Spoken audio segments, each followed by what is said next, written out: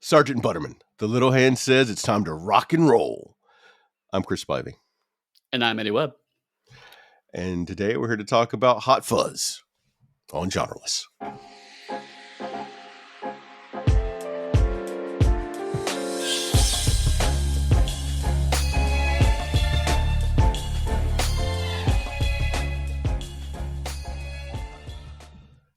As I'm rocking out to the beat of our opening theme, I'm curious if we would still be doing this podcast if you'd chosen a bad theme music that we didn't want to hear this much.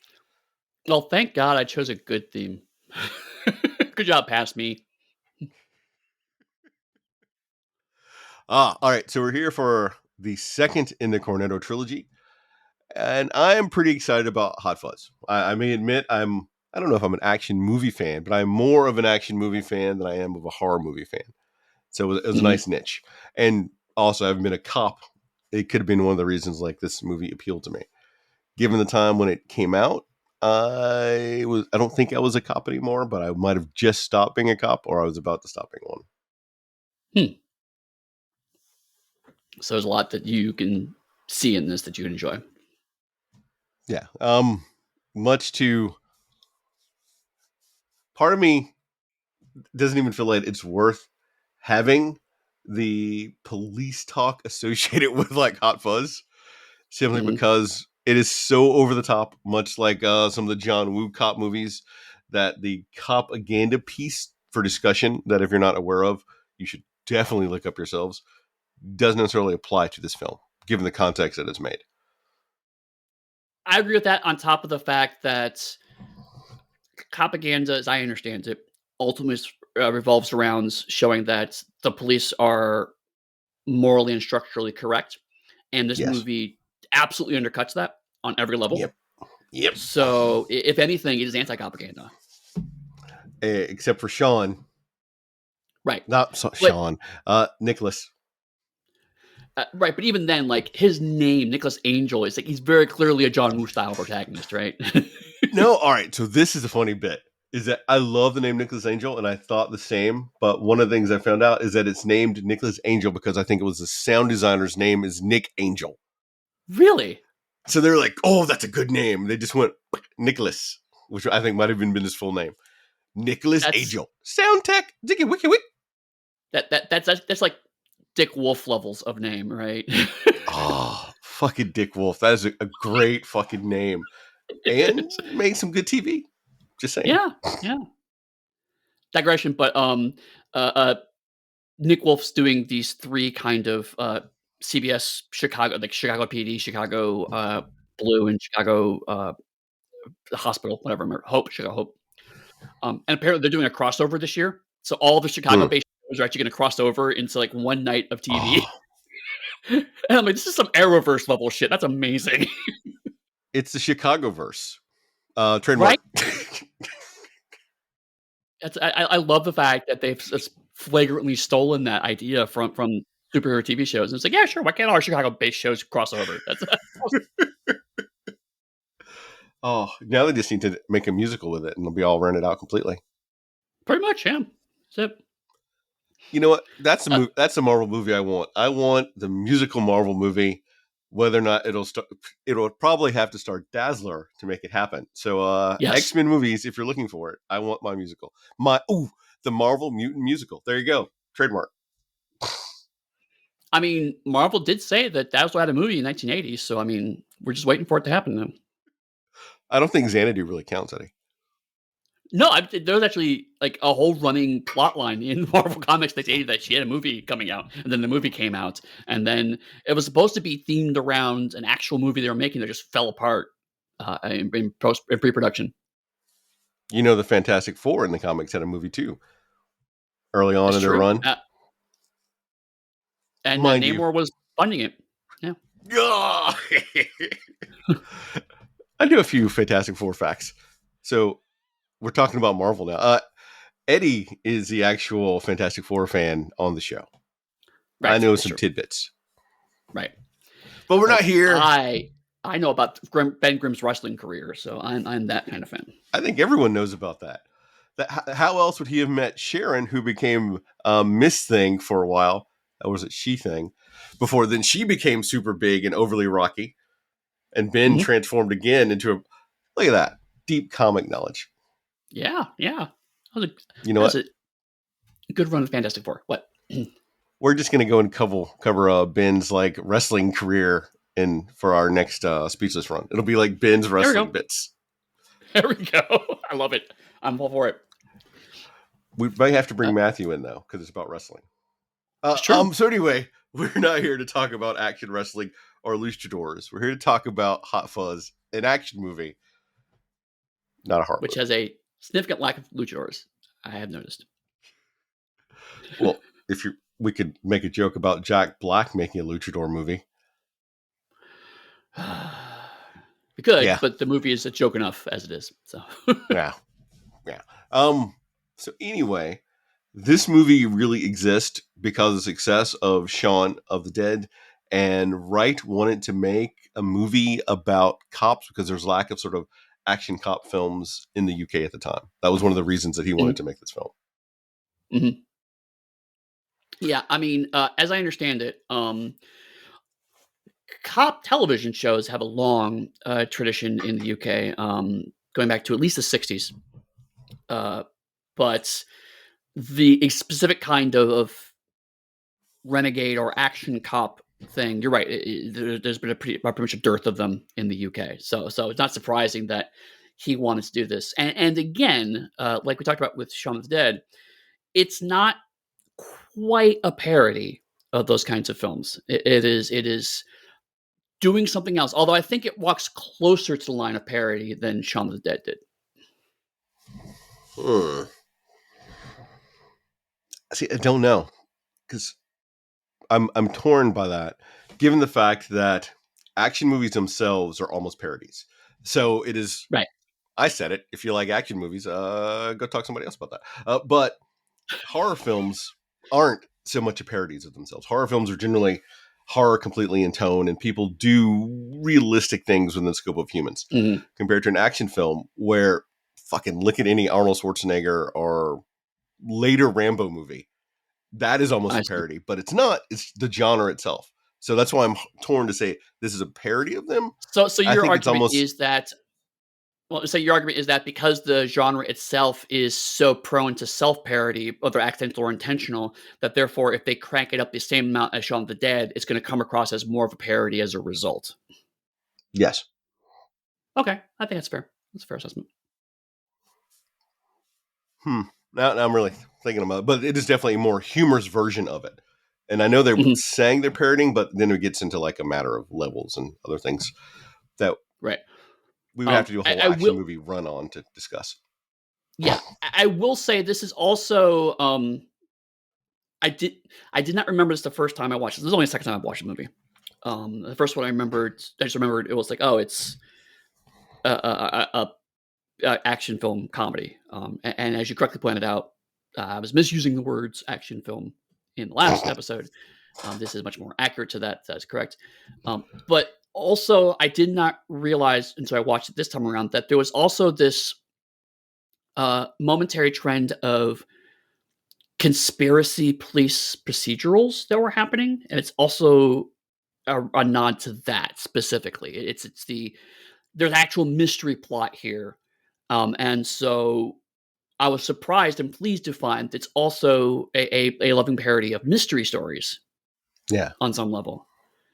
So it's much like Shaun of the Dead. It's taking two different genres of movie and shamming together. Shaun of the Dead was um, a sitcom comedy style comedy with horror, and this is actually a mystery with action. Mystery and action films and jamming them together.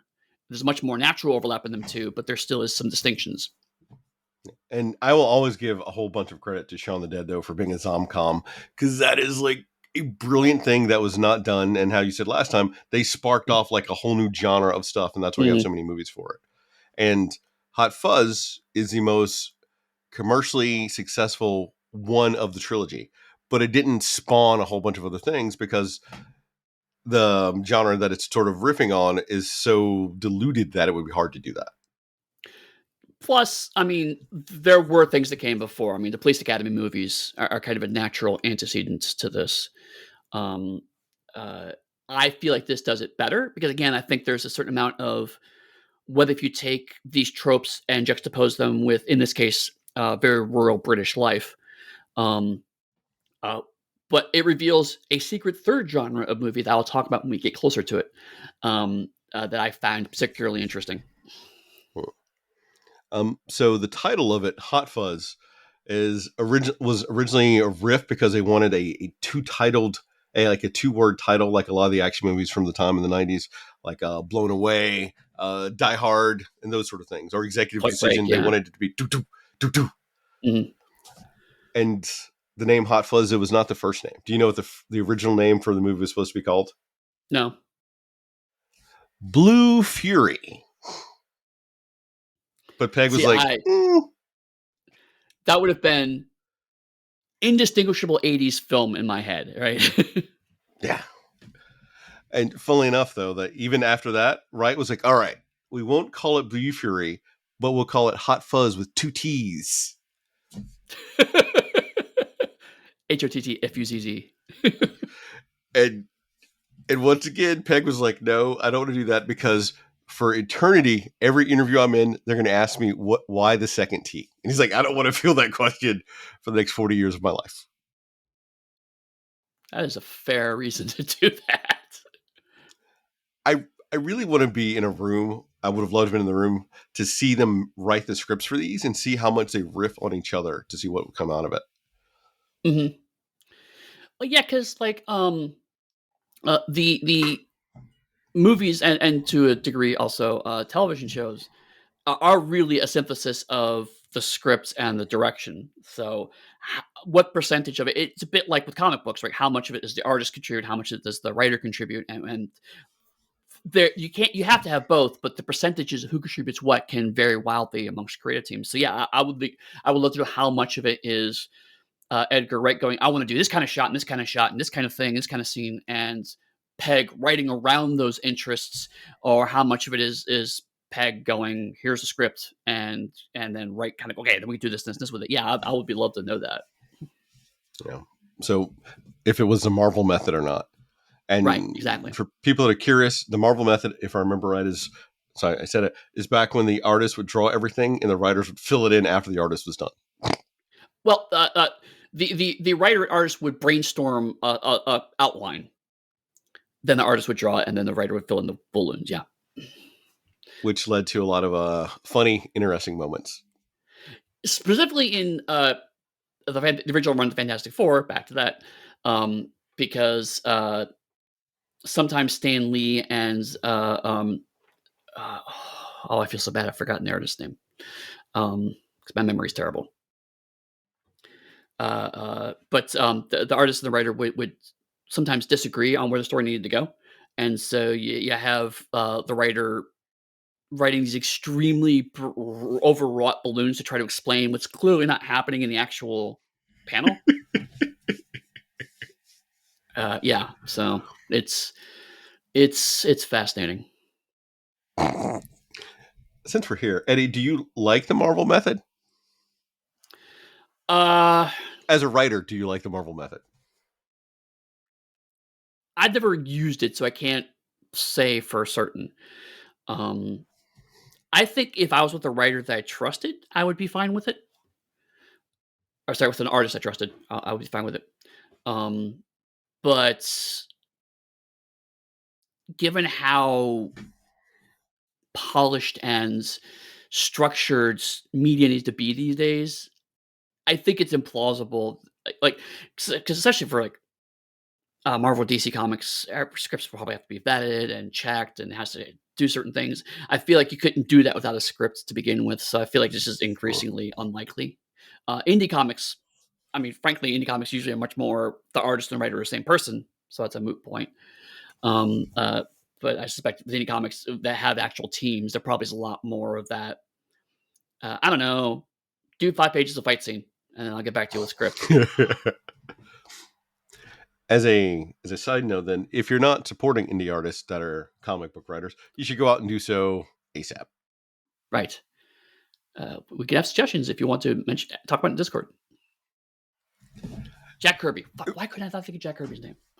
I didn't know Kirby's Fantastic Four works. That's why I didn't see anything. But King Kirby, always the best. One of the other interesting facts about Hot Fuzz, I'll leave the Marvel method alone, is that they went out and they interviewed a whole bunch of different police officers. And a lot of the Oh, lines in the movie come from direct quotes. Though huh. one of the places that when talked to them was like the Brixton Police Department, because their PR people told them that they were journalists and they refused to answer any questions from them. Awkward. Love it. That's one thing I did look into briefly, is that the time this came out was a time where at least the Metropolitan Police Department was going through a rebranding phase. Um, there was a lot of emphasis on changing terminology and how the police approach the community and whatnot. So it doesn't surprise me that they did that, because certainly a lot of stuff feels like things I have heard about how the police were perceived around the early 2000s. You know, little things like it's officer, not policeman, and service, not force. Because as I've looked into older media and trying to find things online, for example, sometimes it's hard because they're no longer referred to that, and you have to kind of, oh, okay, this changed to this thing, and there's a lot of that shifting seemed to happen, particularly in the early 2000s. I would know nothing about that, Eddie. Going and searching online for antiquated terms, trying to track down factual information. Whew, that sounds like a hardy endeavor that only the bravest and most talented of writers would go and do. Certainly. Especially if you're trying to like find historical information, because that would be a ludicrous attempt to try to find that information. All right, I self-aggrandizing over, maybe. So in the end, this movie was about a $10 or $12 million to make, and it grossed, I want to say, over $80 million. And Wow. to give you an idea, like over the 80 million is the capstone of financial success this trilogy got, because the next one didn't, I don't think, earn as much, and Shaun of the Dead definitely did not earn as much as us. No. And Shaun that earned and 30, part of that, so. yeah, and I think part of that is like as we mentioned last time, is that the zombie film has a more targeted audience than what something would be an action film would be. That makes sense. Anything else you want to know about any of the background stuff before we move into the summary proper? More of a digression. I know it's shocking that I would do this, but we're talking about rebranding government agencies. I saw the most surreal thing on the news this morning. The GCHQ, which is kind of the British equivalent of the NSA. They are spies, code crackers, what have you. They're in the process of trying to present themselves as a more agreeable organization, as opposed to shadowy spy masters that have people abducted in black vans. So I'm watching the news this morning. GCHQ has a contest where they're trying to convince kids to come to their headquarters to learn more about information security. Hmm. However, apparently, GCHQ policy is that employees or people who work for GCHQ cannot appear on camera for their identities are not Yeah. revealed. So what happened is you have a reporter in a suit and tie interviewing a map of the UK covered in dinosaurs and Morse code about teaching kids about cryptography and information security. Oh, I love it. It was so bizarre. So, and after having watched Hot Fuzz, where it's playing with that space of it's important to modernize your language, but sometimes leads to ludicrous results, was certainly in my mind as I was watching that. Because it felt like a Monty Python skit. It felt like a comedy bit. It was just so weird. Now hearing you say that, Hot Fuzz, they have cameras everywhere. Are there cameras everywhere in the UK now compared to even then? Oh yeah, CCTV is a big thing and still a big problem. Um, there are now, in fact, additional cameras for emissions, because in London, there's a policy called the ULEZ, which is the ultra low emission zones. And the idea is that if you drive with certain vehicles that have a higher emission rating, you'll be fined for driving in those spaces until you either get an updated car or drive only during certain hours. Because they're trying to reduce emissions during high congestion times. But they do this through cameras, which have been routinely defaced by people who are against this policy for a wide variety of reasons that are both interesting and too complicated to get into. And so, again, you have news reports talking about, oh, these cameras have been defaced. And it's a fairly common, it's not a big news line because CCTV cameras get routinely defaced because they're everywhere. I mean, I could certainly see as I walk down the street, there are lots of the big, bulky 90s, 2000s era cameras still around in a lot of places. So yeah, the surveillance state, as it were, is very much a thing that is happening in London specifically. Then that brings me to my next question. How can all those spies go in and out of their building without being on one of those cameras? Man, I don't know. I mean, it's the I could see why the policy is in place, but also think about it for 5 seconds, you know? It's like, but I suppose if you own the cameras, it's okay? I'm just thinking through it. I'm just trying to figure out if it's a really antiquated thing that was on the books from like when it first, maybe from the 30s or something, and to now they just haven't Maybe. updated it. So I'm thinking about like the cameras and everything else, Yeah, and how would you get in and out of the building? it could be That's that. It could also be a case of like, this is the other thing is the BBC's as a weird thing because they are a state-funded media company, and so they have all sorts of weird policies. Like for a long time, they couldn't advertise because it would be seen as showing bias towards specific companies. That has been rescinded, but still, there are certain things that they can and can't do because they're funded by taxpayer dollars as opposed to being funded by a company. They're not privately owned. So it may be a BBC specific policy for all I know. huh. That's just my my GM brain working because the players say Yeah. I work in a secret spy agency. No one can take a picture of me. I go in and out of the building. How are you avoiding all these So, cameras? so I'm going to stand by this giant map of the UK with dinosaurs on it because that will protect my identity. Interesting. No. So, all right, Eddie, I do not know the British police force. Do they operate how they do in Hot Fuzz? Uh, I don't speak to cops because that's just a good way to live your life, in my opinion.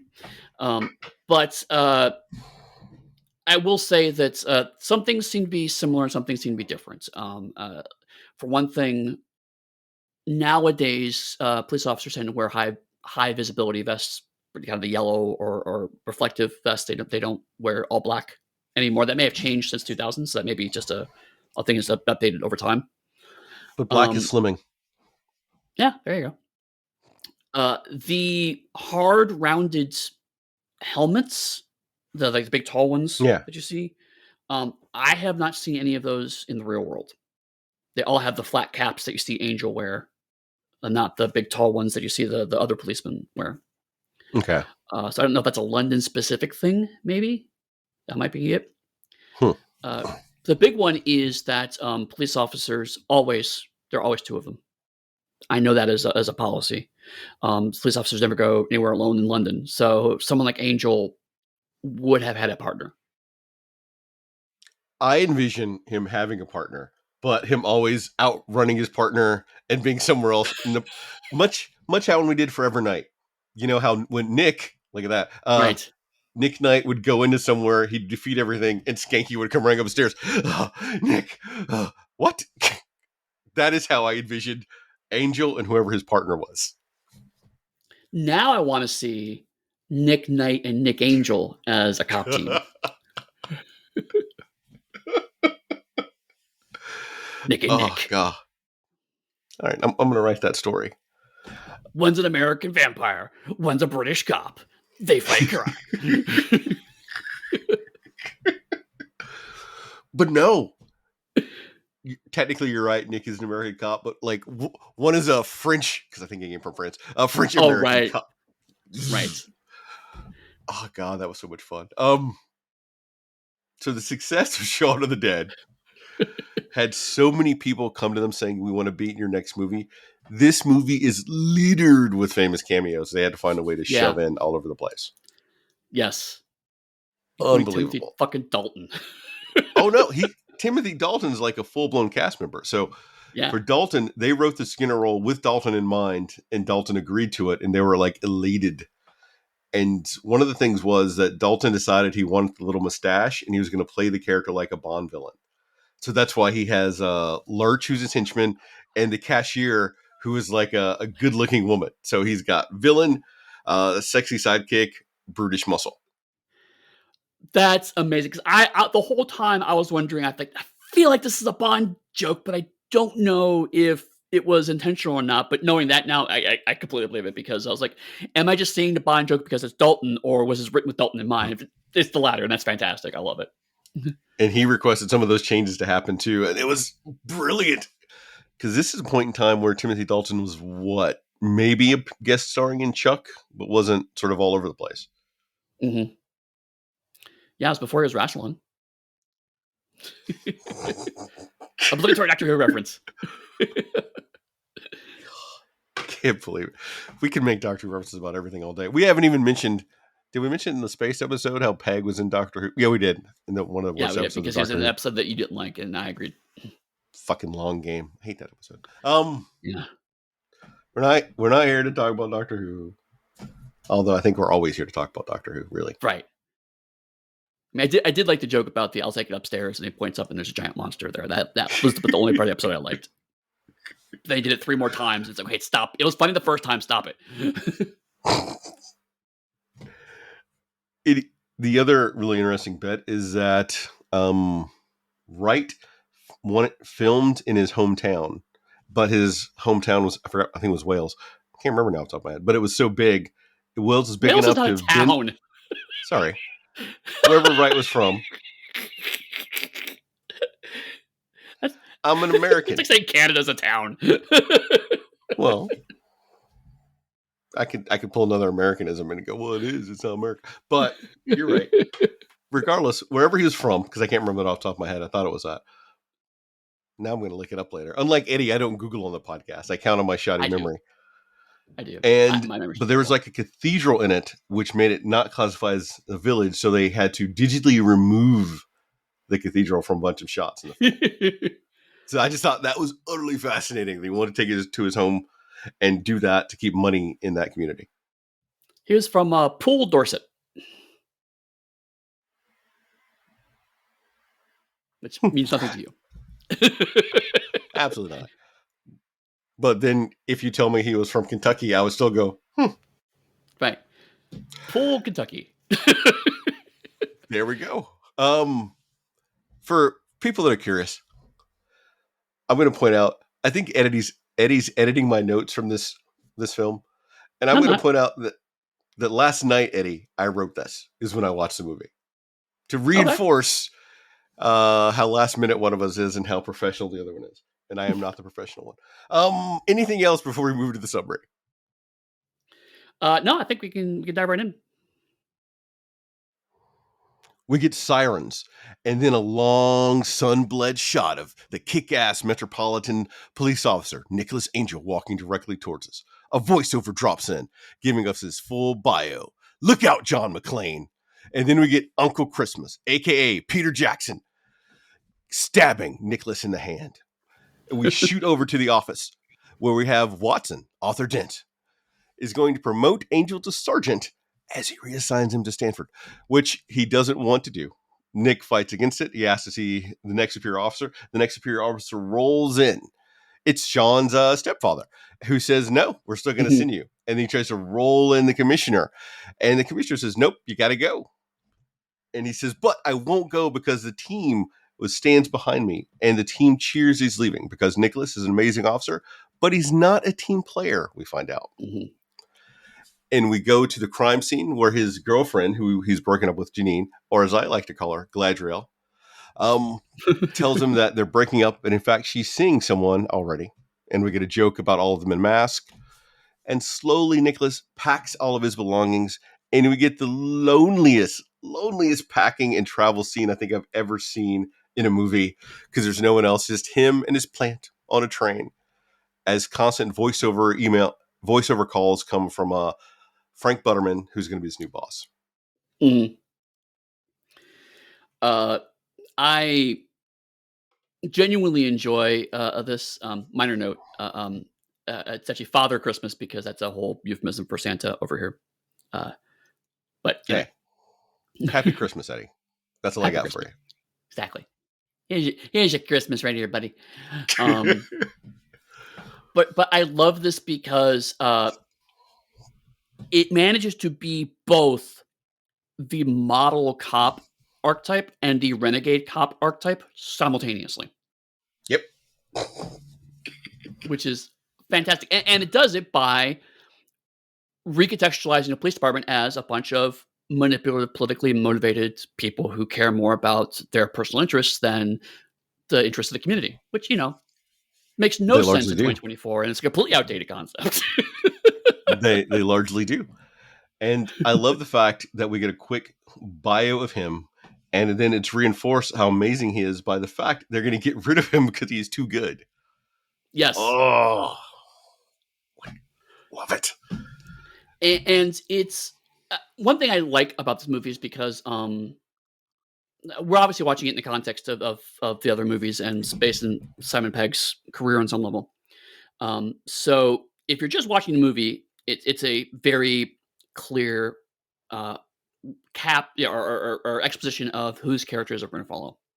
If you're a fan of Simon Pegg, it's a very clear of saying, no, this guy's not a fuck up. He's let's be super clear. He's actually really, really good at his job. We're playing a different character now.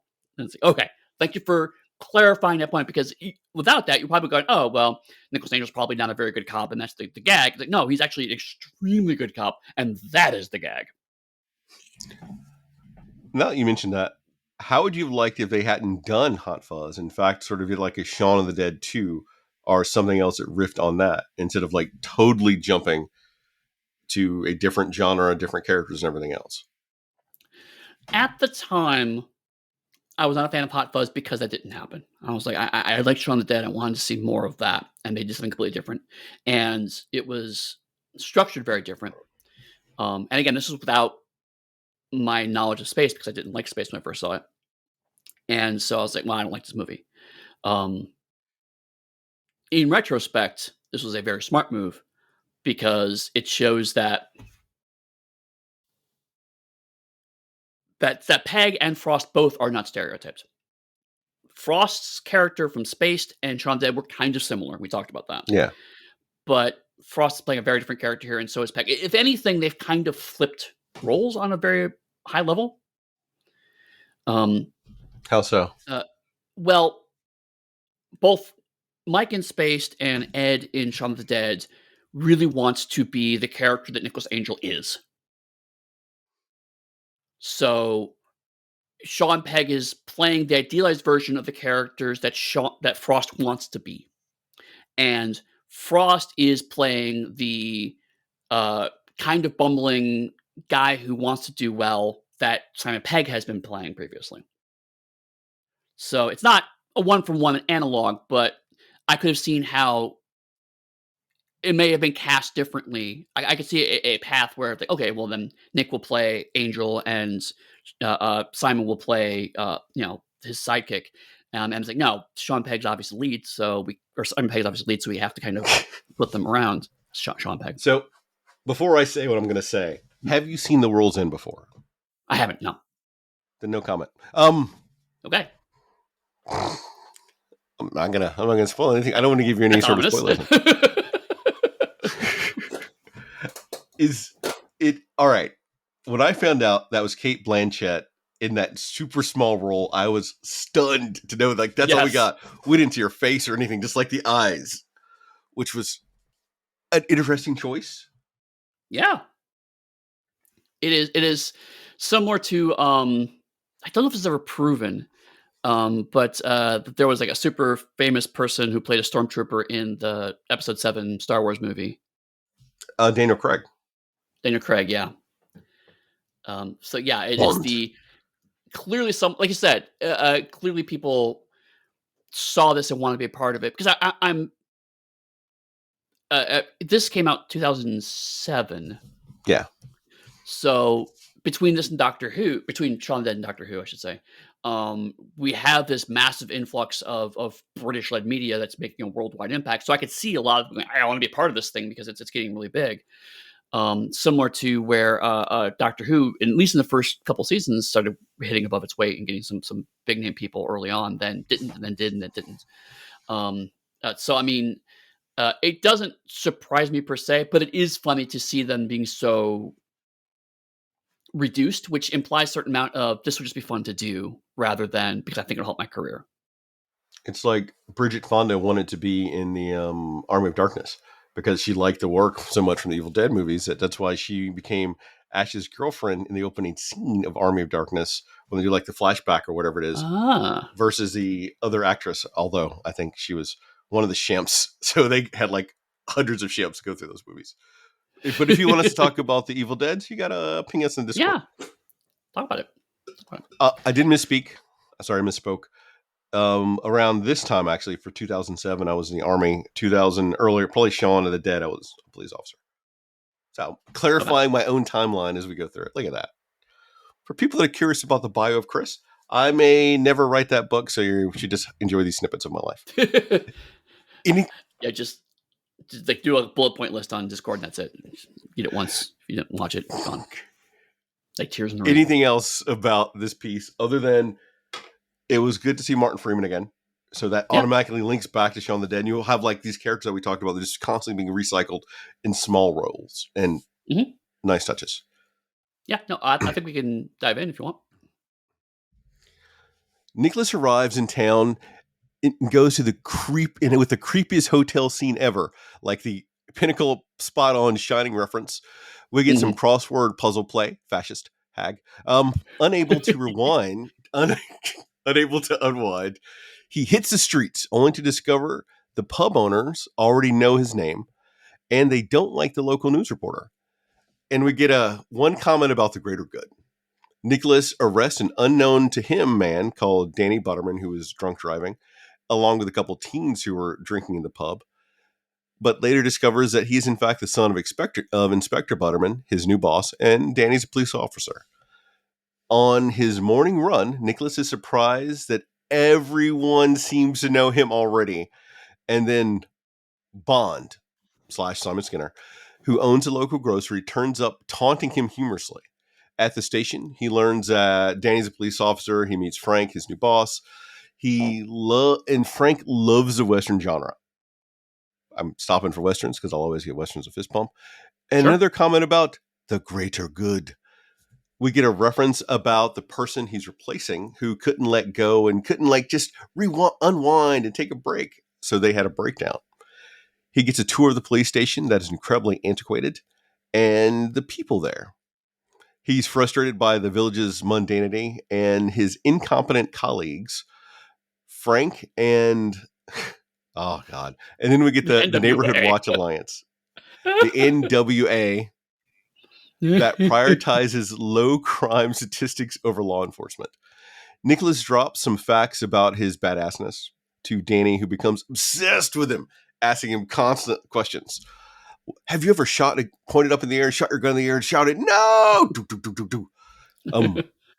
That evening at the NWA, I'm going to keep saying it because this is a joke. We meet many, many people. And for one, I thought about listing them all out here and what they did.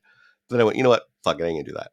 And we learned that Nicholas is agnostic, and they're all focused on the Village of the Year contest that's upcoming, that they've won every year for over a decade now, I think. Right. Uh, so the Nicholas going to the pub scene. It bugged me so much that I had to look this up. One of the few bits of research you will find in this podcast, because I was like, I thought you could drink if you were under 18. 16. I Some thought that places was the it's like, case. yeah. Right. Um, so I looked it up, and it turns out the drinking laws in the UK are way more complicated. So this movie is correct in the sense that if you are an unaccompanied minor in a pub, you should not be served if you are under 18. If you are accompanied by an adult who is related to you, you could be served at any age. Although I think at like 5 is when they're like, okay, below 5, you can't alcohol, period. So wait, Eddie, you're saying next year when I'm in London, I could stroll into the bar with my daughter, who will be Yes. 11, and Yes. jump up at the bar, bring us 2 stouts, and they'll serve each of us. Yes. As I I'd be understand a, the law, yes. I'd be a horrible parent, which I'm not. So I'm just curious, but so I could do that. If your daughter went to the bar herself and ordered the stout, that would be considered illegal. Okay. Wow, good to know. Good to know. So Great. if I'm in London and there's ever a drink maximum, I can order twice as much because I have my daughter with me and drink them all myself. And then my wife Yes. would have to drive us around or Uber us everywhere we go. Good to know. Yes, that is actually what you can do. Yes. Oh no, it's for my daughter. I appreciate your research, Eddie, and keeping me up to date.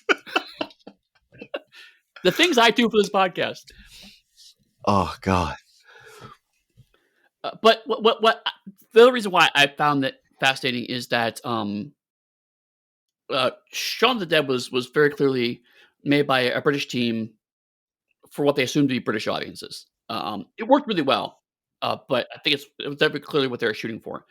This I saw a bit more. How do we make this a little more accessible for people who aren't necessarily steeped in British culture? And that one worked really well because due to a nuance of British law, that was correct. But also, as an American, even the time I was watching it, I was like, of course, they're under 18, they can't drink. And there's even a sign that says, you know, minor. There's a word that says unaccompanied, and that was with the heavy load there. It says unaccompanied 18-year-olds, or you must be over 18 to be unaccompanied at the bar. So that scene works regardless of you know that or not. But I just remembered, oh yeah, I thought there was a bit there because I remember going to a pub a while ago and seeing kids drinking. I was like, what? And then I looked into it. So it shows a trend of this movie's trying to be a little more approachable while still not losing its quintessential British nature. You- You're right, because it does feel more international than what Shaun of the Dead did. Mhm. Hmm. So when he arrives at the hotel, I love it. I love like how the hotel manager instantly calls him a fascist, and he's like, "What?" And he gets offended. And she goes, "Here, crossword puzzle." And he does a small bit of banter before he calls her a hag, and then she does the exact same take back at him, and his nose right there, straight across. And Right. it's seeding a joke for later. That is one of the Mhm. things that I've loved so much about this trilogy is that you have to pay attention. You have to pay attention to like the wordplay, to like the camera angles and shots are going on because all of it is conveying a story on multiple levels. Mhm. Right, exactly. And another thing is that because there's a mystery component here, at first I was unclear because we'd seen early steps. Like I saw the fascist hag exchanges. Okay, that's obviously a joke they're gonna play off later. I get that. But it was unclear which of these things are clues and which of these things are jokes. And the answer is both, apparently. We'll get there. Huh. As we're talking about this, is this a movie that you could watch while you're tired? Because I'm saying you have to focus on it, catch everything. Could you watch it when you're sort of in a half drowsy state? Because it feels like a lot of it would flow over you. I think you could. And fair, when I first watched it, I only got the this is a parody of action films layer. And I think if you're just kind of half paying attention, which I was the first time, frankly, um, you still get that and it's fine. I didn't notice the mystery layer until I watched it the second time and I was actively engaging with it. And that's where a lot of this stuff kind of comes up. Similarly, like I went through a cycle of is this a Bond joke on this? Because like you're right, like it's when Skinner first shows up, I was like, is the joke this is obviously Timothy Dalton. Everyone knows Timothy Dalton. At this time period, everyone would have primarily known him as James Bond. Is the joke this is a retired James Bond, right? He's Yeah. retired to the country. into a small village, and that's where he lives his life now. You pointed out, no, the joke is he's actually a Bond villain, but we don't get that the first time around. The first time, he's extremely in good shape, and he makes a lot of "I'm going to kill you" references, which kind of imply he used to be James Bond. Yeah. Or one of the James Bond villains, because that's even what Goldfinger does. I think when he first meets Connery's Bond. Man, people should get a Bond retrospective at this point. And he does some similar jokes like that, so that's sort of a recurring thing too, which layers right on top of that. Right, because a lot of James Bond villains, when they're not obviously nationally motivated, are corporation holders, are company holders. Yeah. And so, again, the first time it's like, okay, I don't know who this guy is, but then as it became clear, he owns a company. He has a henchman who doesn't speak much and is supernaturally strong. He has a very attractive subordinate as a woman. It just happens to be the company he owns is a shitty grocery store, and that's the gag. What? That grocery store looks awesome, Eddie. Well, right. It is not a name brand grocery store, put that way. Because growing up in Alabama, if you go to see some shitty grocery stores, go to Alabama. They are like the most rundown places where if you buy milk, you have to question whether or not what it'll smell like when you open it when you get home. I have been to a Piggly Wiggly, so I can confirm that. Yeah. Now I'm giving myself shivers just thinking about that. It just also occurred to me as I was making the greater good jokes throughout this, it suddenly reminded me of the first episode of The Witcher. How it's like the lesser of two evils was constantly reinforced throughout that episode. And here, like the greater good is going to constantly be reinforced. Already, in the first 20 minutes of the movie, we get it 2 or 3 times. Right. I was going to mention this later, but since we're here, it makes more sense to kind of talk about it. The secret third genre is small town folk horror. You'll see it more clearly when we get to the act 3 of the movie, but it's much like The Witcher. It's the same thing of like you have an isolated community of people who have their own catchphrases. The Prisoner, another perfect example of this, honestly. Where they all know what they're talking about, and when you're from the outside perspective, it can look like brainwashing. And for horror movies, the answer is because it is. But The Wicker Man is probably the most iconic example of that folk horror genre. So I didn't realize going into it that's kind of where this was heading. But now that we're talking about it and I'm looking back at it again, you're right. The seeds are all right here of like everyone's nice and friendly, but they all have little quirks, little catchphrases. The fact that they all know him as he runs across, that if you're not paying attention, is just, oh, it's a small town, and that's even how they play it off. But if you are paying attention, like, that's a bit odd. And to the show's credit, Angel also recognizes this as odd. Yeah. And if someone's looking for a more updated version, if you don't want to go back and watch like the Wicker Man from the 70s or the Nick Cage one from the 2000s, what's it called? It's one with Florence Pugh and Chidi from The Good Place. Had one maybe 5 years ago. Forgot what it's called, but it happens over like in Norway or somewhere where it occurs. So, okay, Eddie, if you're new to town and you're out walking your dog or jogging and every single person seems to know who you are and what you do professionally, how would you feel? I would be a little creeped out. I'm not going to lie. Okay, just curious. Having never been in a small town like that and having stayed, so part of me was trying to give, when I first saw it, someone was trying to give like the benefit of the doubt, saying it's a very small community, word will spread fast. It's kind of like being in a barracks, like word of anything happens goes super quick. But even the first time I watched it was recurring. It's like they know things too quick before we eventually get the beat where they're like on little hand radios telling each other everything in town, right? Which happens almost immediately after this. Well, and that's one thing that movie acts really well. I mean, it's a comedy, so it's not a deeply entwined mystery or anything. We're not talking like Glass Onion or anything. But one thing I do like is that it sets up a mysterious situation and then comes up with a relatively plausible explanation a bit later in the movie before undercutting that plausible explanation even later. So it's here's how it is. Oh, no, there's a logical explanation for that. Oh, wait, but that doesn't hold up to scrutiny. Oh, here's the actual real explanation. So we're still at the point of like, this is all a bit weird. But again, Angel is our protagonist, our viewpoint character. So him coming from London to this place, it all being a bit weird to him. You also don't know entirely how much of it is just it's weird because he's from London, and there is a very known distinction between people in smaller rural communities and their distrust of people from London, and vice versa. Yeah. And I can't even make like my Eddie What is London gag because we had a whole Sherlock run. So I can't do that this time. Right? I just What is London? the other really important beat as Frank walks him through the police station is that there is a NWA person in one of the upper rooms of the police station that's keeping watch over everything. Because the NWA is everywhere. This is God.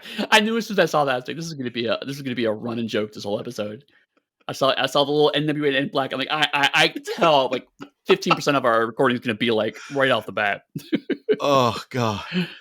And it was fun during the MWA meeting that Nicholas had told he had to go to, where he meets more of the people and discovers about like the Village of the Year contest, seeing how he interacts with all basically community leaders. Right. And one of the other fun facts, though, that I think is a fun fact, is that many of the people's last names are jobs, like a Oh, weaver, merchant, and everything else throughout the town people that you encounter. I Like never noticed little that. things like that. Um, anything else But before we go I on? do want to say, like, again, like, almost the fact this is not quite propaganda is that the way Angel is portrayed, because he's at the beginning he's portrayed as very typical movie badass, right? The way we're in this chunk of the movie, he's very much also embracing that he is a member of the community and has to present a certain face to the community.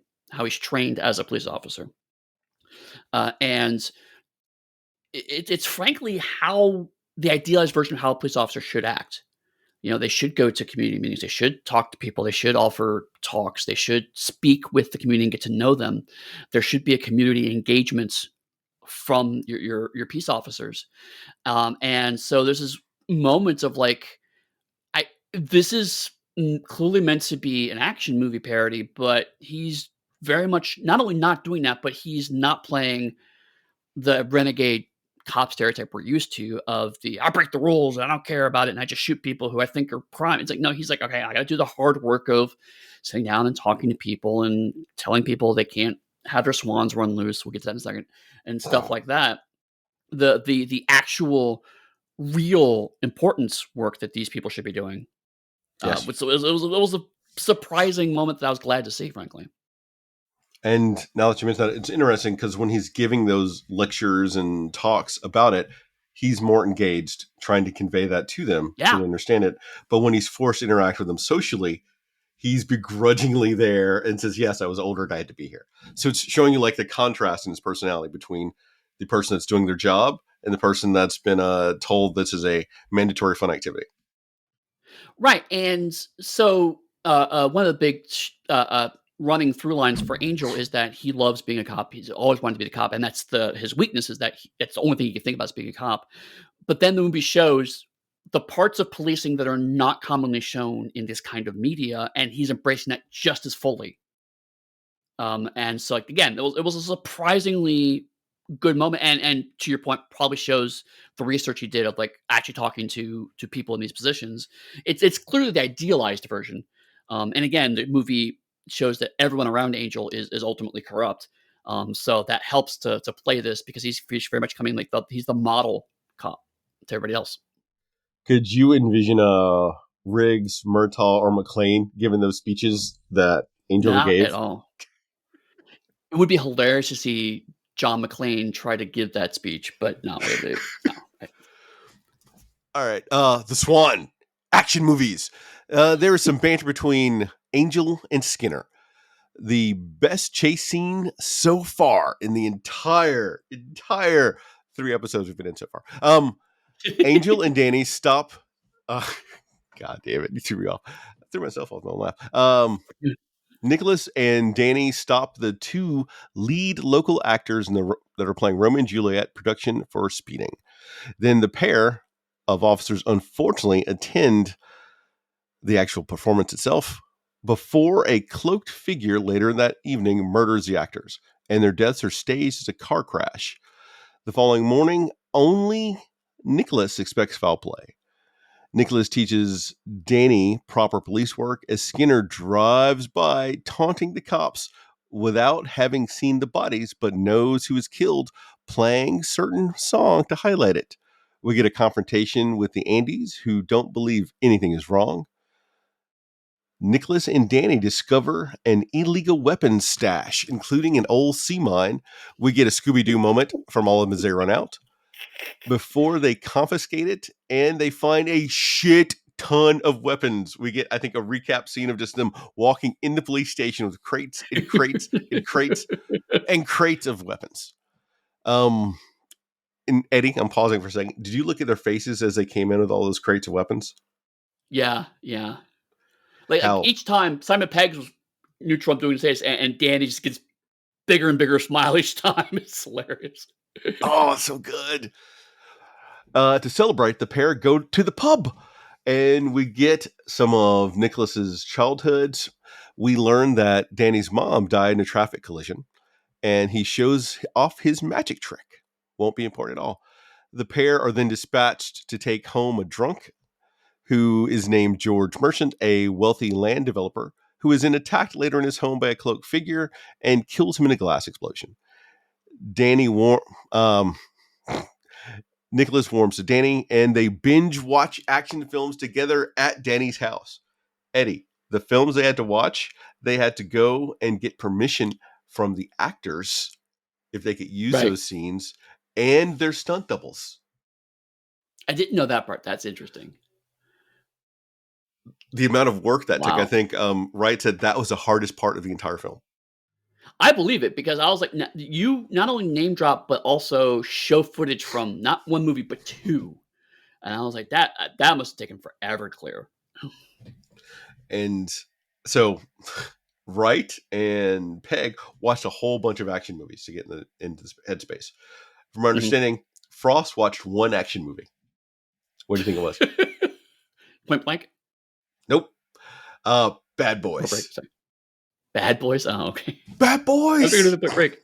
Yep. Bad Boys for life.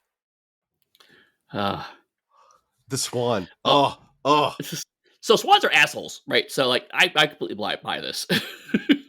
Okay. How many swans have you encountered? Having never encountered I, one. I have encountered a couple, and they are jerks. They're they're geese in the sense that they just don't give a fuck.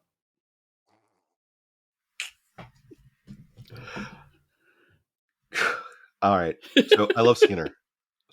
Skinner is my favorite part of this entire film Right.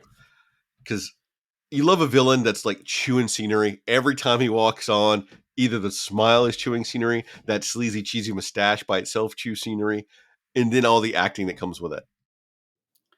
Yeah, and like, uh, so when the murders are happening, I realized, okay, this is such a mystery film.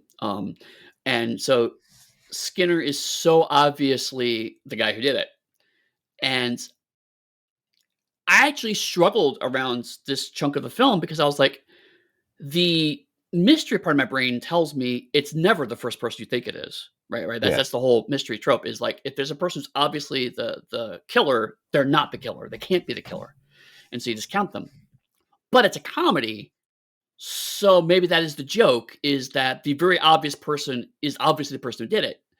And so, like for a while, I was like, "Which is it?" You know. And again, it's the if this is a Bond riff, then there's no mystery because the Bond movies aren't mysteries, so it's clearly him because he's the villain. And What? the Bond whole movies aren't mysteries, but Bond goes out looking for clues, Eddie, and he investigates by wandering from keeps place to place and people dropping exposition for him. right. He certainly keeps his cover identity for more than one scene ever. Oh my god. Um, no, so like,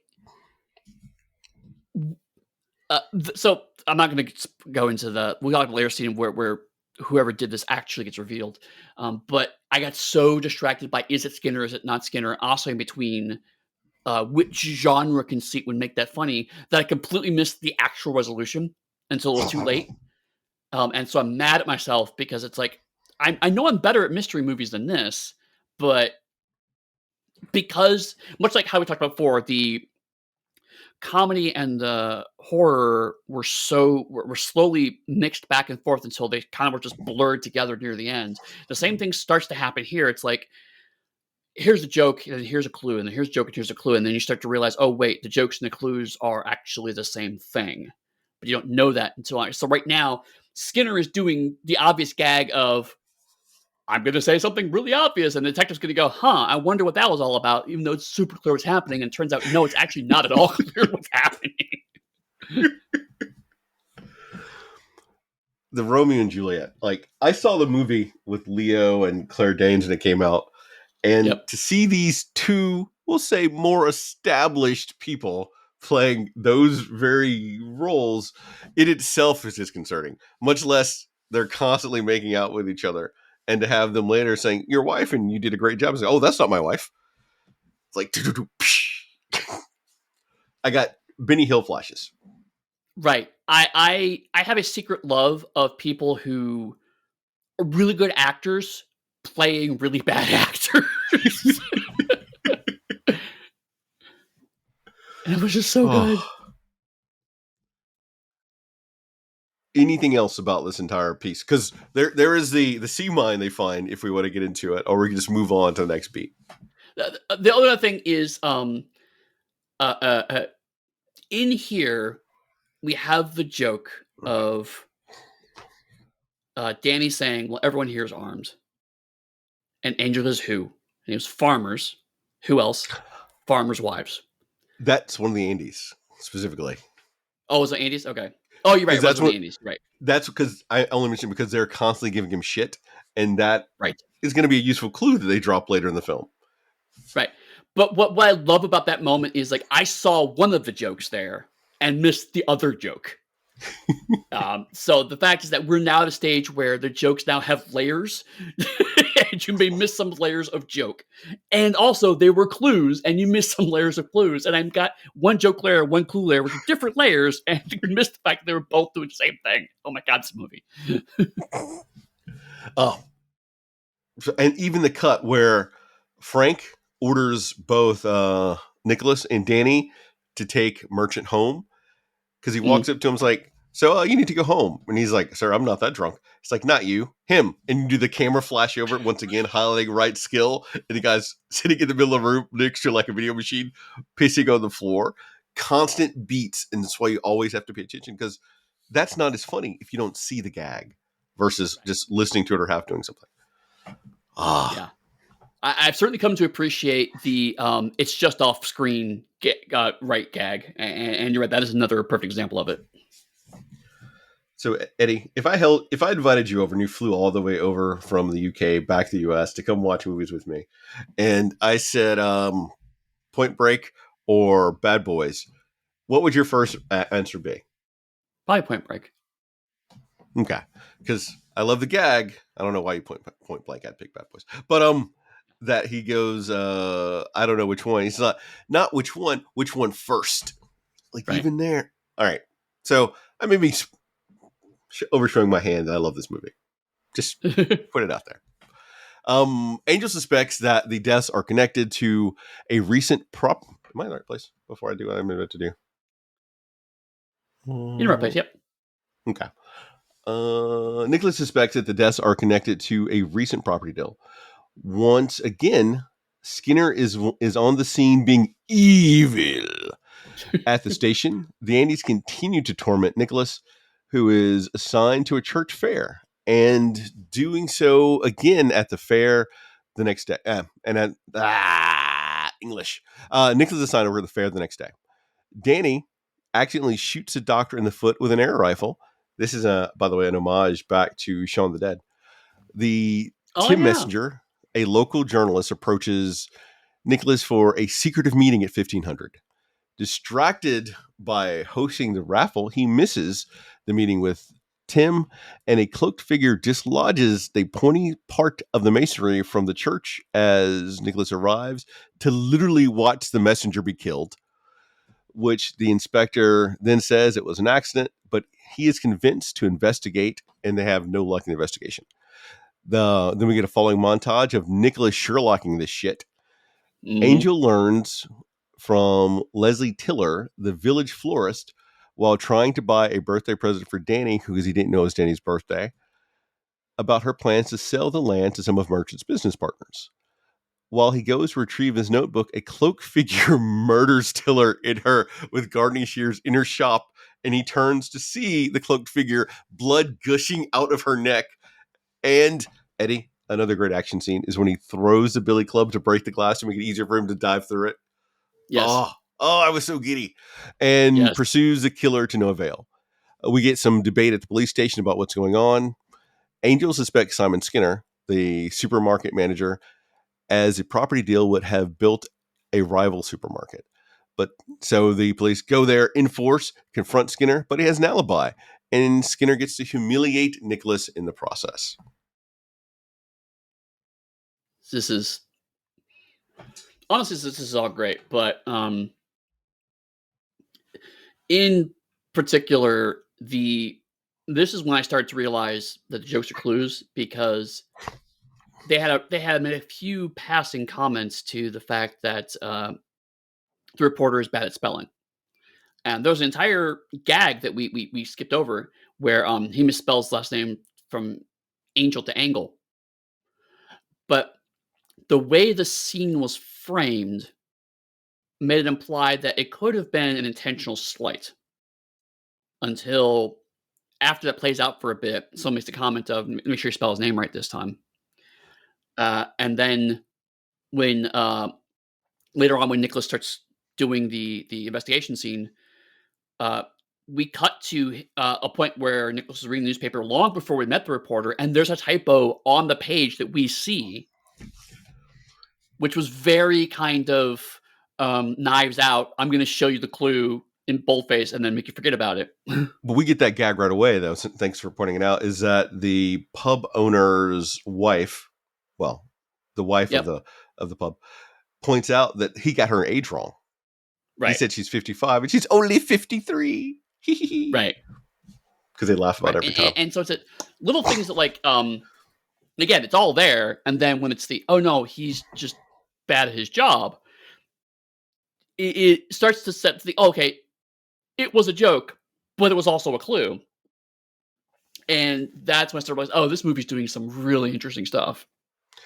And I think it also reinforces how small the town is because the journalist is a writer. And if you had a larger paper, you'd have more people working there. For instance, an editor Right. who would go and edit all the stuff that you write before you publish. Mhm. Which, once again, pay your editors. Shout out for them. Well, and the movie actually flat says that he is the editor of the paper, but we only see him in a reported thing, so he's editing his own work, which you should never do. Yeah, yeah, well, hands down though. Because once again, as a writer, I can tell you that editors are essential. Mhm. How did you like Nicholas becoming Sherlock, doing the work, out investigating? I really loved it, partially because Wright uses the exact same technique he uses for his comedic montages for the investigation montage, the quick zooms, quick cuts, going between a wide variety of activities. Um, it's the same thing he used when they were doing the collecting all the weaponry gag, Yeah, except there's no gag here. It's just an investigation. And I thought maybe the gag was possibly that because this is supposed to be a parody of action films where all of his investigation is just going to the library and writing stuff down. Maybe that was the point of like, we're going to make this heavily action moments, cut it like it's an action moment when there's no action actually happening. But also, that's how investigations generally work. Is you do a lot of reading and research and putting information together. So I was like, oh, this is a proper good investigation. He's doing a job as a even if he's not a detective, he's doing the detective's role well. So I thought maybe the joke was nothing interesting is happening here, but we're gonna cut it like it's the most exciting thing ever, you know. But still, it worked either way. and I like that he pulled in Danny with him to do the investigation, so it gives him time to get the bond. Then we go back to the station, and that's when Nicholas finds out it's Danny's birthday, who didn't mention it. Because all the investigative work they've done led to nothing. It was the fact Right. that he went out and he engaged the community is that he actually got the clue that he needed to be able to start working towards a real solution to the case. Right. And that's another subtle gag that I love is that we go through his whole investigation. He does his Poirot. Let me explain to you how it all laid out. And it's like, well, I have an alibi. And in my head, I thought the joke was, okay, then we're going to find that there's a reason why he faked the alibi and actually was all true. No, all of that was wrong, kind of, right? Like, all the facts are correct. Angel put them together into a form that makes sense, but his conclusions were completely incorrect. And so there's a joke of, as a mystery structure, we expect things to go a certain way. And then, but again, it's the Angel's Poirot, but Dalton's not playing the murderer. He's playing a Bond villain. And Bond villains play by different rules. And so we have another juxtaposition of, no, I have an alibi because I'm a Bond villain. And of course I can deflect this. The mystery is not the point. You have to fight me. That's how my structure works. Oh, so good. And I still want to point out the community bit because it parallels back to Yeah, yeah. Shaft, who gets information from Shaft, part of the community. So he finds a lot more information, is able to come to a solid conclusion about what's going on. Versus Nicholas, who isn't part of the community, but touches on it and gets a clue, but doesn't have the rest of the context for it. Like if he'd maybe talked to more of the community, he could piece more of it together. Right. And again, leads to a joke of the detectives going, well, it could have been an accident. He's like, I literally saw her murdered in front of me. And Andy's going, well, it could have been an accident. She fell on the garden shears. Right. Right. Which again, the fact that they are, the Andys are so resistant to the obvious clues, like, oh, that's because they're incompetent. But no, that's also a clue. There's also clues to what's actually going on. And it's just like, what is happening in this movie? Oh, and I know she'll be more important later, but I want to give a specific mention to Doris, Olivia Colman, always killing it. Like in everything I've ever seen her in, she always kills it. Mm-hmm. And even here, in her small role, still killing it. Oh, God, and she's so filthy. Oh, that's awesome. I'm not going to say that is how it is for all police women I've worked with, but a lot of them are like that. We get a montage of a broken Nicholas who wants nothing but a cornet, and as he's having it, he gets a brainwave while Danny gets a brain freeze.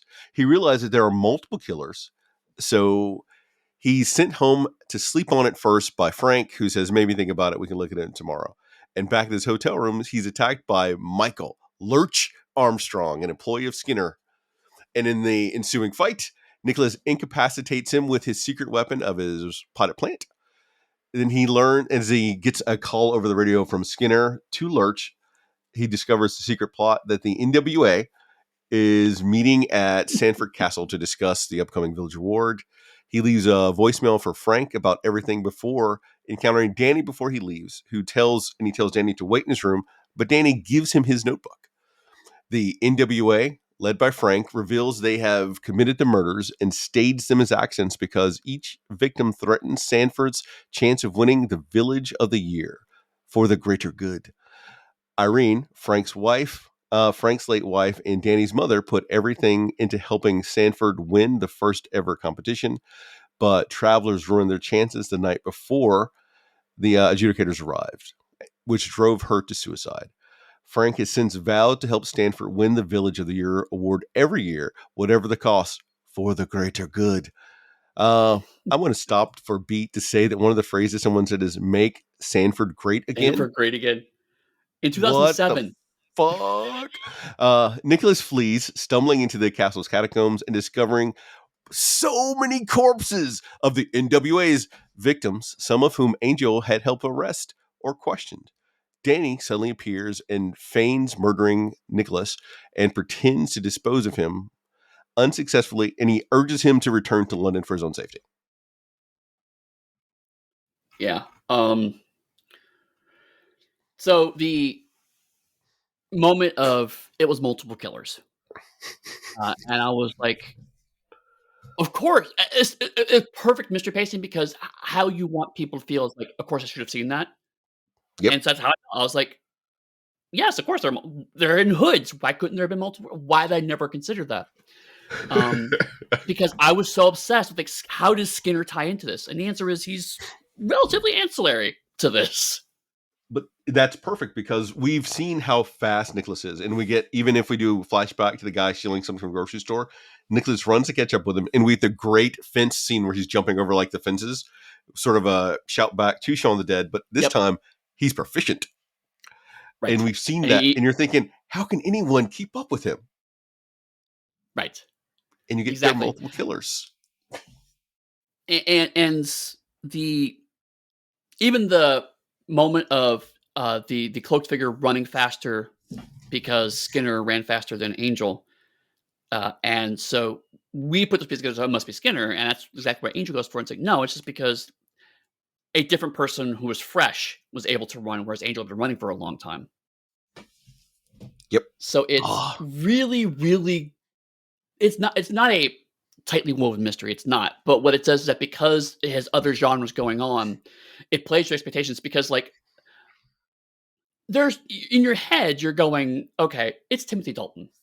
You don't hire Timothy Dalton and have him be a lackey to some other guy. But that's exactly what fucking happens. Skinner is the obvious Bond villain, but he's actually a lackey to a completely different character. Is he lackey to Frank, who is Jim Broadbent, if I remember his name properly? Yep. Who's a fairly well-established actor too, though. But you're right, because Dalton's doing such a great job of chewing the scenery. It's he's not, and again, that's the reason why I was so oscillating, because I'm like, he's the obvious villain, so he can't be the answer because it's a mystery movie.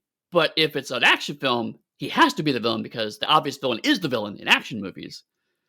And the fact is that the first time I watched this, I just didn't get all this stuff. Watching again, it's like it has to be intentional. They intentionally have to play with the space of the expectations of these two genres in this particular crossover contradicts. And so let's just really lean on that and emphasize that as much as possible. And I avoided the slur terms that they use in the movie. Thank you. One of the things, though, that could have potentially pointed out that Frank was a villain, if I looked at it from my understanding of the British perspective, is like his obsession with the Old West. Yep. And how he had like his two swoosh, two pistols he could quick draw. That reminds me, flashback to Shaun of the Dead for us. The actor who owned the Winchester, if I remember right, was actually in a movie with John Wayne that was a Western. Oh, wow. Okay. I have to double check. I have a fuzzy memory of that. But it just occurred to me now as we're doing this, I'm talking about Westerns. Now I'm going to have to look for Western references for in the next movie. But you're right in the sense that all the clues for Frank were absolutely on screen the entire time. And it also recontextualizes why all the police officers were competent, because Frank was intentionally building a police department that could not investigate the crimes he was committing. Yep. Love it. Which is also why he has his son there, who he keep an eye on after we find out what really happened to the wife. Right. And the fact that, almost like a Mayberry joke that I skipped at the beginning, is that when Nicholas brings Danny in, they say, all right, so-and-so cell's open, which if you watch like the Andy Griffith Show back in the day, their town drunk had his own cell that he could always go and sleep in. So, right. Yep. The other thing I really liked is the reveal of the corpses, which again uses media literacy against you, because it's we saw him arrest a bunch of people and then we never see them again. And so media literacy tells you they're no longer relevant to the plot. They were just there to establish Angel's hard-nosed attitude and how it conflicts with the community. And yes, that is true, but also it is a clue. Why do we never see those kids again? Because they've been fucking murdered off screen. Yeah. So I don't know if people think about how dark this movie really is, because it moves really so dark. Fast. But if you just stop for a second and think about it. Right. Evil ass movie. Like I said, it becomes a folk horror film at this chunk of the movie. It's actually a horror film about a small community that brutally murders people to... The reason why it becomes funny is because the stakes are so low, right? It's it's not because of some idealized version of Law and Order. It's not because of moral crimes. It's because the people who are judging this completely low stakes community village thing are coming, and the place has to look good. So that's where the comedy of it comes in again, like Shaun of the Dead, but it's juxtaposing comedy and horror in a completely different way here. And so you have this moment where it briefly becomes a horror film, again, kind of like a Seven style cops investigating the weirdness or serial killers or whatnot. It briefly touches on that before it goes back into what we're about to touch into, which is the now the direct action analog. Driving back to London, Nicholas stops for gas and sees him in a bin, staring back at him. Action movies. Bad Boys 2. Nicholas makes a decision then and becomes Angel. Action Angel. And he comes back to kick some ass. He takes down two elderly people, arming himself with their confiscated guns, one of which is a mother with a shotgun. It's action. And we get this great team when he goes back to the police station taking all the confiscated guns. It's an action movie Sailor Moon scene where he twirls around getting more and more guns. And he still refuses to take a call from London. Like the Pale Rider, he comes into town on horseback. He equips kids with spray cans. And we get some Old West music. And then Angel and Butterman engage in a shootout with the NWA. They become shotgun snipers. Because they don't kill anybody, Eddie, with shotguns. They don't kill anyone with fucking shotguns. The vicar pulls the oldest trick in the book, using religion as a shield to be an evil dick. When Frank orders the other officers to arrest him, the pair successfully convince him that Frank is complicit and he's been hoodwinking them for all this time. Frank flees, and the officers besiege the supermarket. A supermarket. Angel battles Lurch and misses the perfect quip after beating him, as Skinner escapes in a police car with Frank. After, Angel and Butterman engage the offenders in a high-speed chase and shootout. Angel corners Skinner at the Sanford Model Village. After a fight, Skinner is impaled on a miniature church steeple. Frank attempts to escape in Angel's car, but the Swan that Angel and Butterman stop to pick up attacks him, and the pair are able to recapture him. Angel's supervisors arrive on the scene, asking him to return to London. His crime has risen heavily in his absence, but Angel declines and elects to remain in Sanford. So you kind of touched on that about the supermarket thing, but one of the reasons why this whole chunk of the movie is so great is because it is unabashedly, unapologetically, unironically an action scene that happens to take place in the stupidest possible locations. But that's his volcano lair, Eddie. A supermarket. I know, right? It is the supermarket. Is this volcano lair, and it's treated exactly as much reverence as that scene should take. Which is like, they have riot gear and shotguns, and then they're ramming people who are shooting them with trolleys. It's so dumb and so amazing at the same time. Or dispatching the clerk with like the slippery floor sign. Right. Or getting one of my favorite lines. It's just sauce. I'm getting one of my favorite lines. Just a bit of girl on girl. Every time I can't stop laughing as Doris drops that quip. It's a 13-year-old boy in my soul. Well, that line works well for two reasons. One is that we've established that she's, using non sequiturs as a way to kind of, work her way with the boys, as it were. But also the sole female protagonist fighting the sole female antagonist is very much an action movie trope. We've talked about it before in the sense like only women can hit women. And so it's absolutely sending up that very specific trope in a very short scene. So it's like, it's simultaneously something Doris would say and do, and also pointing out this is a really dumb action movie trope. And the interesting thing, though, is that they don't kill any of these bad guys. No. So even that's like so utterly fascinating. If you stop and think about, like, they're all arrested and put into the system, regardless of the hundreds of people they've killed. Right. Yeah. Do I need to finish where I'm going with this? No, go for it. How there aren't any black people at all in the village, yet somehow the police force are able to arrest all these evil white people. I don't know. Hmm. Even in media. Hmm. Weird how that Um. happens.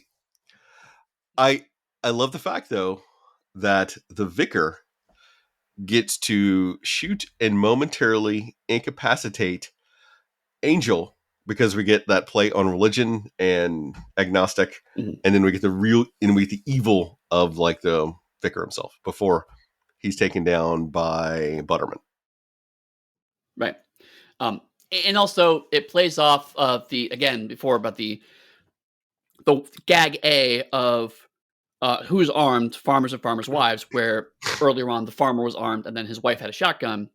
But then the other gag of, well, everyone has guns. Turns out literally everyone has guns. Eddie, what about the woman pedaling on a bicycle firing two guns? How does So the good. physics of that work? It doesn't, and that's the point. But again, I love one thing I like about the movie is like it's not like Naked Gun, right? Where Naked Gun, it's Ugh. so obviously absurd. And so it's Police Squad. It's the let's the visual comedy is that this is very easily and obviously not something that can happen. With this, I like it because in the moments you kind of go, okay, sure, and then afterwards, like, wait a minute, how could a woman on a bicycle shoot two guns simultaneously? So the joke lingers with you more because in an action movie, that's the point of the action movie is that, it does things that if you think about it, well, that makes sense. But in an action movie, it starts to break down because, like, well, that couldn't possibly happen. But the comedy, it's even funnier because, like, well, that couldn't possibly happen. And that's the joke. And we get the exact parody shot from Bad Boys 2 where the camera sort of spins around Angel and Butterman. Mhm. Oh, so good. And then, Anything of else course, before I'll say the point break gag of him shooting in the air, obviously, that they reference because wow. he can't shoot his dad. Anything else before we move on from here to the last beat? That's a good last beat, yeah. While the officers are reviewing the paperwork of the mini arrest, which is a gag that Angel makes earlier about how much paperwork would be associated with some of those scenes, Mhm. Tom Weaver, the last NWA member, comes downstairs and enters the station wielding a blunderbuss. He shoots at Angel, but Butterman dives in the way, taking the bullet. In the resulting struggle, Weaver accidentally activates a sea mine, killing himself and destroying the station. 1 year later, Angel was promoted to inspector, and Butterman, having survived, was promoted to sergeant. After visiting Irene's grave, his mother, they drive off to the next case in the best car scene ever. End of movie. So, when you picked your spaced episode, did you remember this scene in Hot Fuzz? Yes, Okay, that's so that was specifically why I intentional. chose it. Okay. Just not because it was a good Okay. episode, but because we get the scene of Butterman diving in the way here, how Mike dives in the way of the paintball. I'm glad you didn't because I then got to appreciate the nod back to space that happened here. 'Cause I think it's opposite camera angles, but other than that, it's identical scene. That I don't remember off the top of my head. I think Mike jumps left to right in Spaced and right to left in Hot Fuzz, but again, like, that's not the point. The point is Nick Frost takes a bullet for Simon Pegg twice, and that's the point. Yeah. From a blunderbuss, Eddie. Well, and that's the thing is, like, the first time it's a gag because he's treating it like it's real, but it's just paintballs. And the second time it's a gag because it is real, but it's also a ludicrous weapon. Oh, all right. So the hotel manager who originally calls Angel a fascist in her gun scene, I think that's a Calls him German fascist. weapon that she's using.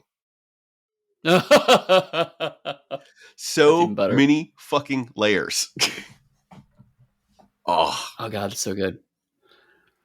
Um, and any then yeah, like uh, the protagonist of an action movie goes to the graveyard to stare at someone's grave is such an obvious trope.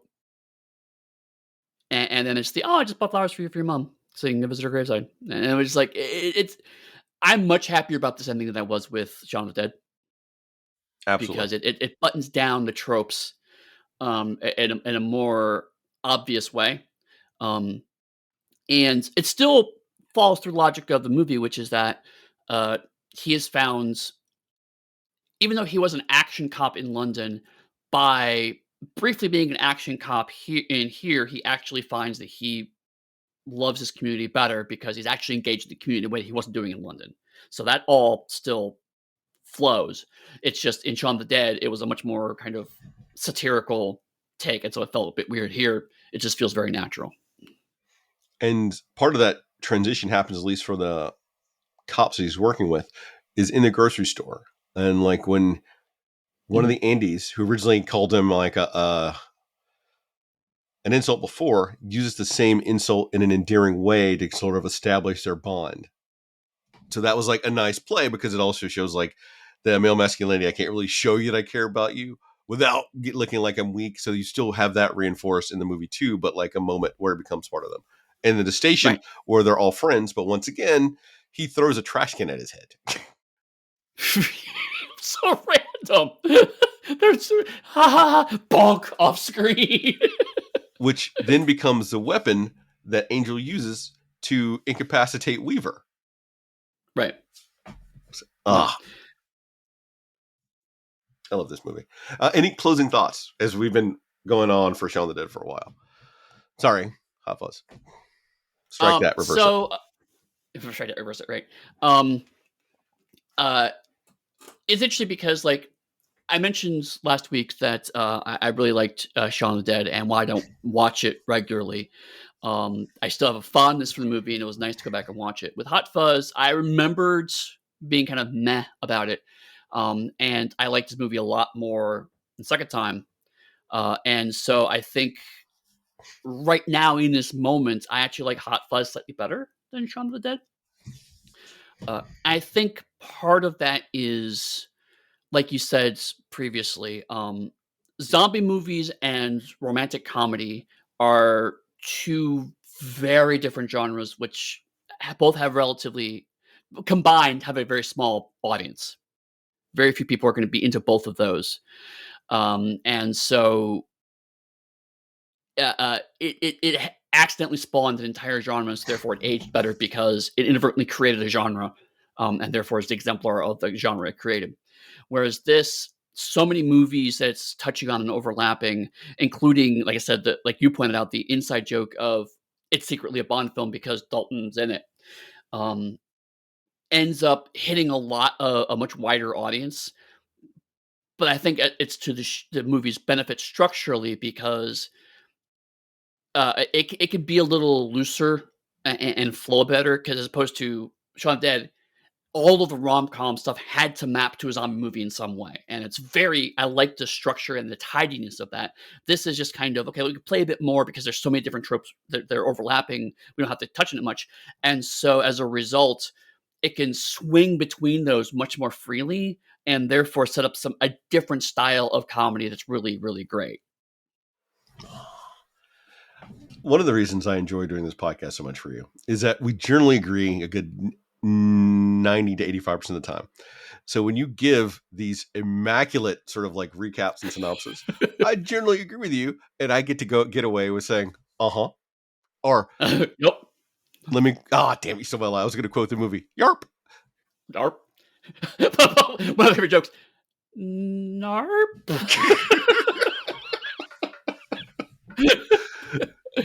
It, a lot of my thoughts do line up with Eddie. And I know that our listeners are surprised by that. But I've watched, I want to say this movie 10 times is how much I Wow. enjoy this movie. If it's in the background, I'll watch it. If I'm feeling really down, I might pop it in because it's funny and it moves at a fast pace, which keeps you engaged and you don't really notice how much time has gone by. And sometimes you need that distraction. It's almost like a comfort food. But part of that is also because I have some police work in my background and what I think of the police. This movie sort of making fun of the police, but still at the same time showing how a police officer should act is inspiring compared to Shaun of the Dead, that was showing how society operates and drags you down once you get through in the end of the movie. Yeah, I'm gonna be honest. When I saw Hot Fuzz on here, I was just like a cop movie for 2007. I was like, I was really worried that we're gonna have another round of okay, let's excuse a whole bunch of propaganda before we dig into this. And I was genuinely surprised at how well this movie's aged. Um, Not in spite of the recent, but because of them. Because you're right, like this is uh, the gag is that Angel is actually a very by the book idealized cop, and that's what makes him an outsider. Has aged well into well, he's an outsider because ultimately police are an inherently corrupt position, and so this movie dismantles the a good cop can change the system. No, apparently, according to Nope. Hot Fuzz, a good cop needs to literally shoot all of the people in charge, or tell them to fuck off in order to dismantle the system.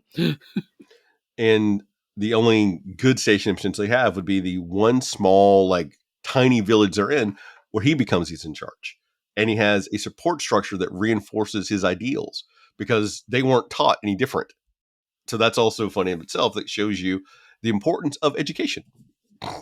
And on top of it, one thing I did not realize at the time, but it struck me afterwards, is that all the villains in this piece are either people who own businesses or people who build their entire identity around meddling in affairs of other people. So when you take those people Mm-hmm. out of the equation, suddenly the community prospers. Yeah. So capitalism. So, uh, an uplifting end to the movie. Yeah. So, Yeah. Eddie, if people are curious at this point, what we're going to do next time we could do this, well, what movie's that? Uh, so we're gonna do. I don't have a joke for that. Actually, I was like, "There's a joke." I don't know what it is. We're gonna do World's End. Obviously, we're gonna do the third movie in the trilogy. Um. So yeah. So we're gonna watch World's End. I have never seen it, so I can say absolutely nothing about it. I will be coming into this completely fresh. I believe it is a Eddie, post-apocalyptic movie. I don't know. You haven't seen it, so I have no idea. Oh, I you have haven't seen no it either? Oh, context. this is gonna be Oh, great. I've seen it, but you haven't seen it, so I have no Oh. context for you to work from. Oh, I I'm see. I'm letting you go I in completely blank, a canvas waiting for an artist to come and fill it with thoughts and ideas. see. I So, look Eddie, forward to that. if people want to thank you for doing this podcast now for almost 3 years with me, where can they go to support you, to contact you, to buy your stuff, to give you their money, to make it worthwhile for you in your lazy afternoons to come here with me in my super tired mornings to talk about crap that we love that they may or may not care about? So if you want to buy me a pint so I can make it through these recordings, you can go to my website, pugsteady.com, where from there you could buy a lot of my work, including my creator-owned stuff, Realms of Pugmire at realmsofpugmire.com. Or you could find me on the Darker Hue Discord, where I'm often posting random stuff that I find interesting. How about you? If you're looking for me, you can come to the Dark Crew Studios website and buy some of the remaining copies of Haunted West because all my swag stuff is sold out, or a digital copy of the first edition of Harlan Bound first edition. Everything else is pretty much sold out so I better get to working to make something new at this point. Yeah, I better make something new. So with that, we'll see you next week with World's End. Yarp.